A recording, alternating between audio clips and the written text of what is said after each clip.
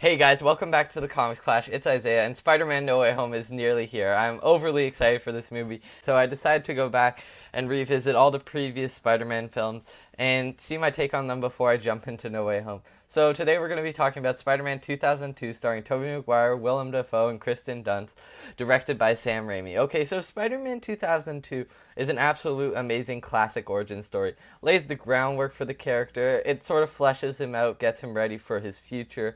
I absolutely love the casting and I love the character. His arc in this movie is really great, from just teenager to superhero. That's just a great arc. And yeah, I think this movie does a really great job of fleshing out the character, giving him a nice origin, relating to the comics because they don't have much to relate to except for like the 90s show, stuff like that. But the comics uses a lot from the comics, and I think that works for this movie. It does it well with Uncle Ben's death, his, double life as Peter Parker and Spider-Man. I think that works really well. This movie does really flesh out the character, gives him a nice origin. I think Willem Dafoe is a very great casting for the Green Goblin, and he is probably one of the best Spider-Man villains of all time. He absolutely plays the role to perfection, and I actually feel the emotion with his character. He has a great arc in this movie, from just being Harry's dad to losing his job to becoming a full-out supervillain.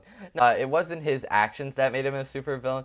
It was just because he got that weird serum inside of him when he was testing it, but it was because he wanted to test it, and that made him maniacal and evil. And I absolutely love this character, the tenseness when he's in every scene with Tobey Maguire, especially that Thanksgiving scene. Ooh, I felt chills. That scene's really great, and it really fleshes out Goblin's character and how he still loves his son, but it's like a split personality thing, and I absolutely love that about the character. I think that works really well.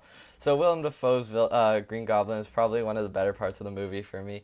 I think this movie is just a really simple, great comic book movie. Just a simple, amazing origin story. Even if it wasn't the first Spider-Man movie, I think it'd still be a great one, because it does bring the character justice, and I absolutely love it. But there are a few flaws here and there, so let's get into them.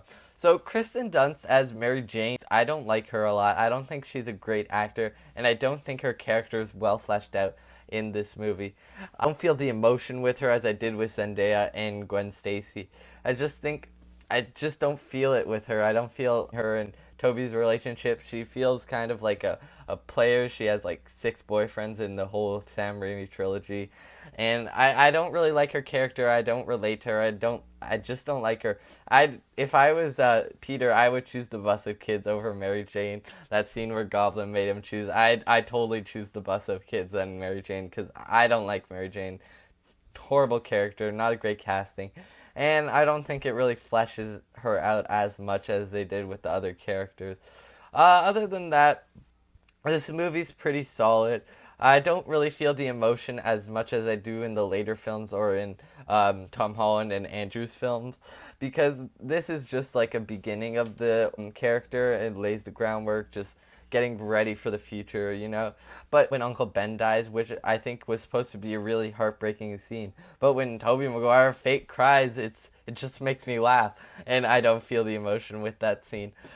So for Spider-Man 2002, I give it a 9 out of 10 for being just a really solid classic origin story that laid the groundwork for a character and built him into a franchise that it is today.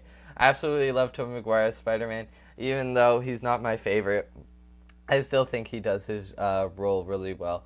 So yeah, with that said, 9 out of 10, Spider-Man 2002 is a really great origin story. I'm going to be reviewing the rest of the Spider-Man movies before No Way Home comes out, so stay tuned for that. And thank you guys so much for watching, and I'll see you guys next time.